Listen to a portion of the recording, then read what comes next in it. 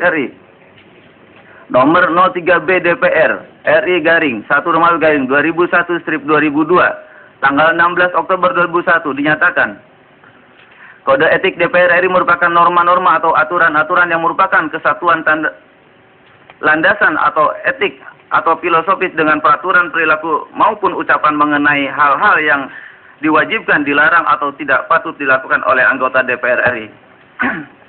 Menimbang bahwa berdasarkan fakta-fakta sebagaimana diuraikan pada huruf A sampai dengan J di atas, dapat disimpulkan bahwa perbuatan terdakwa dengan memberikan sesuatu berupa travel check kepada saksi Dudi Mamun Murad, saksi Hamka Yandu, saksi Endin Aja Sepiara, saksi Uju Juheri sebagai anggota DPR RI Komisi 9 yang termasuk penyelenggara negara sebagaimana dipertimbangkan dalam unsur kedua di atas, ternyata dilakukan oleh terdakwa agar saksi Dudi Mamun Murad, saksi Hamka Yandu, saksi Endin Aja Sepiara, dan saksi Uju Juheri dan anggota Komisi 9 DPR RI dari fraksi PDIP, fraksi Golkar, fraksi P3, dan fraksi TNI Polri yang melakukan fit and proper test agar memberi dukungan dan tidak menanyakan serta mempermasalahkan masalah keluarga atau pribadi saksi Miranda Suara Gultom.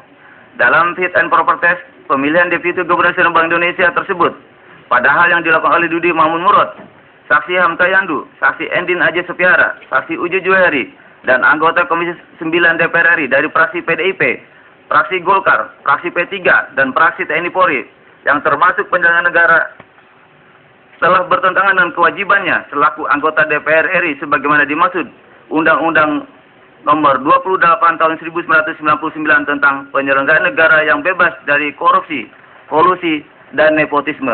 Keputusan Dewan Perwakilan Rakyat Nomor 03B garing DPR RI garing 1 Romawi garing 2001/2002 tanggal 16 Oktober 2001 tentang Kode Etik Dewan Perwakilan Rakyat Republik Indonesia dan Keputusan Dewan Perwakilan Rakyat DPR RI nomor 03B garing DPR RI garing 1 Romawi garing 2001/2002 tanggal 16 Oktober 2001.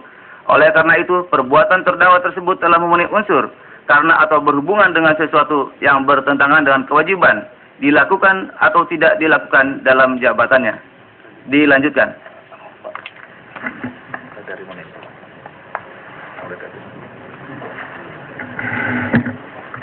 Dilanjutkan.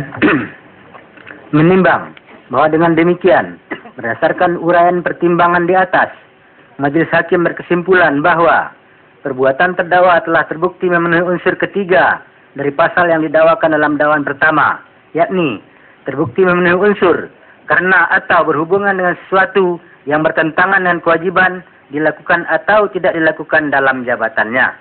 Menimbang bahwa oleh karena unsur ke-1, kedua, dan ketiga dari pasal yang didakwakan dalam dakwaan pertama, yakni pasal 5 ayat 1 huruf B, Undang-Undang Nomor Republik Indonesia Nomor 31 Tahun 1999 tentang pemberantasan tindak pidana korupsi, sebagaimana dirubah dengan Undang-Undang Nomor 20 Tahun 2001 tentang perubahan atas Undang-Undang Nomor 31 Tahun 1999, telah terbukti terpenuhi dalam perbuatan terdakwa.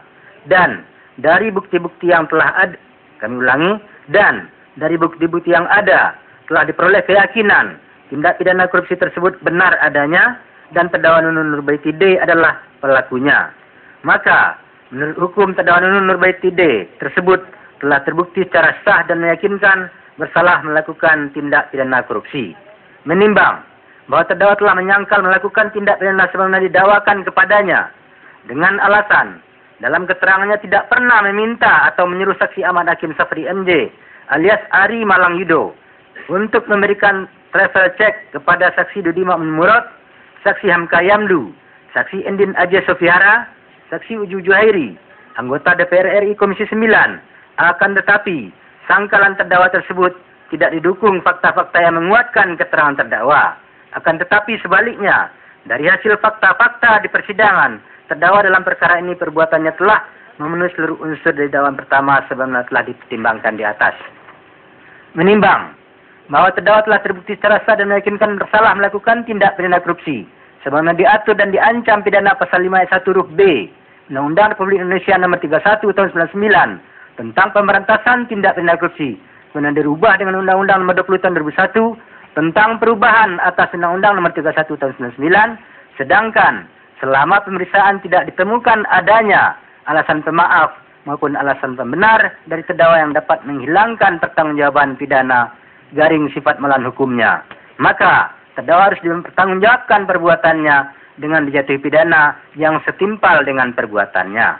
Menimbang bahwa majelis hakim dalam hal ini tidak sependapat dengan terdakwa dan tim penasihat hukumnya, yang mana dalam pembelaannya telah berpendapat terdakwa tidak terbukti bersalah melakukan tindak pidana korupsi dalam dakwaan pertama atau dakwaan kedua.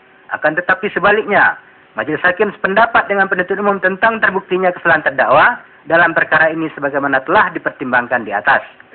Menimbang bahwa ancaman pidana di dalam pasal 5 ayat 1 huruf B Undang-Undang Nomor 31 Tahun 99 tentang pemberantasan tindak pidana korupsi sebagaimana telah dirubah dengan Undang-Undang Nomor 20 Tahun 2001 tentang perubahan atas Undang-Undang Nomor 31 Tahun 99 tentang pemberantasan tindak pidana korupsi dapat bersifat kumulatif, di mana selain dijatuhi pidana penjara, kepada yang bersalah juga dijatuhi pidana denda. Maka atas diri terdakwa dalam perkara ini selain dijatuhi pidana penjara juga dijatuhi pidana denda sebagaimana dalam amar putusan di bawah ini. Menimbang bahwa tentang tuntutan jaksa penuntut umum agar terdakwa dihukum dengan dilakukan perampasan uang sebesar 1 miliar rupiah dengan alasan telah menerima pencairan dana sebanyak 20 lembar travel check BI nominal 50 juta rupiah adalah tidak tepat dengan alasan-alasan sebagai berikut. A.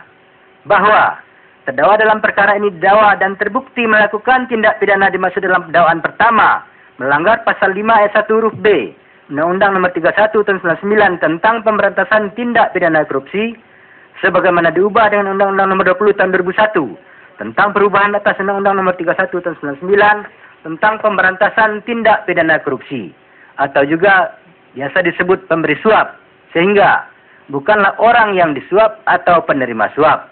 Oleh karena itu, meskipun benar adanya pencarian 20 lembar travel check BI telah dimasukkan garing disetorkan oleh ke rekening terdakwa, tidaklah tepat untuk dirampas atas harta terdakwa karena posisi terdakwa terbukti sebagai pemberi suap. B.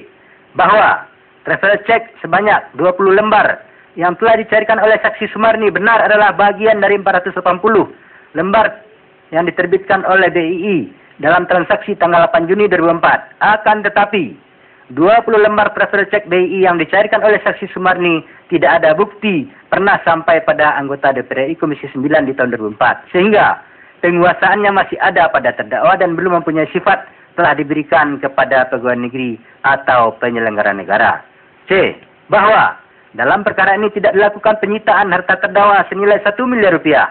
Dan bila dimaksudkan adalah nilai uang yang ada dalam rekening terdakwa di BI nomor 2.003.04.556.8 jumlahnya tidak sebesar 1 miliar rupiah.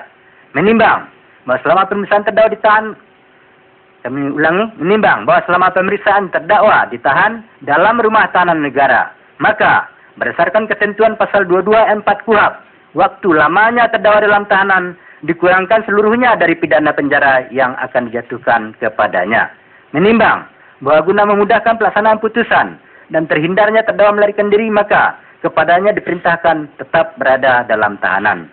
Menimbang bahwa terdapat barang bukti karena berupa surat-surat dan digunakan dalam perkara lain, majelis hakim berpendapat untuk barang bukti surat nomor BB 1 sampai dengan barang bukti 668 tetap terlampir dalam berkas perkara untuk dipergunakan dalam perkara lain. Menimbang bahwa oleh karena terdakwa dinyatakan bersalah dan dijatuhi pidana, maka kepadanya pula dibebani membayar biaya perkara. Menimbang bahwa sebelum menjatuhkan pidana atas diri terdakwa, perlu kiranya diperhatikan hal-hal sebagai berikut. Hal-hal yang memberatkan. Perbuatan terdakwa telah tidak mendukung program pemerintah dalam rangka penyelenggaraan negara yang bersih dan bebas dari korupsi, kolusi, dan nepotisme. Terdakwa tidak mengaku terus terang dan tidak merasa bersalah. Hal-hal yang meringankan. Terdakwa bersikap sopan di persidangan. Terdakwa belum pernah dihukum. Terdakwa telah berusia lanjut dan menurut keterangannya serta dari barang bukti nomor 500. Kami ulangi. Serta dari barang bukti nomor 655 dan 656 terdakwa mengalami gangguan kesehatan.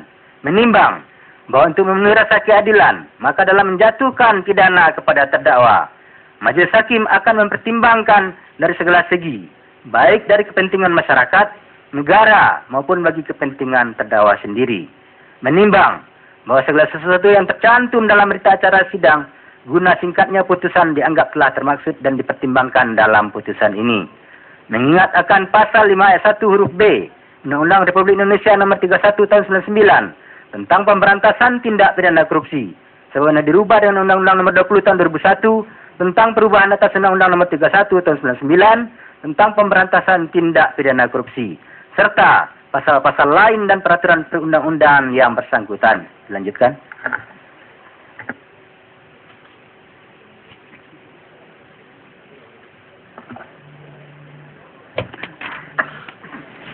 Ya, pembacaan vonis masih terus berlangsung. Tetaplah bersama kami. Kami akan segera kembali setelah headline news pukul 12 siang waktu Indonesia Barat. Sampai.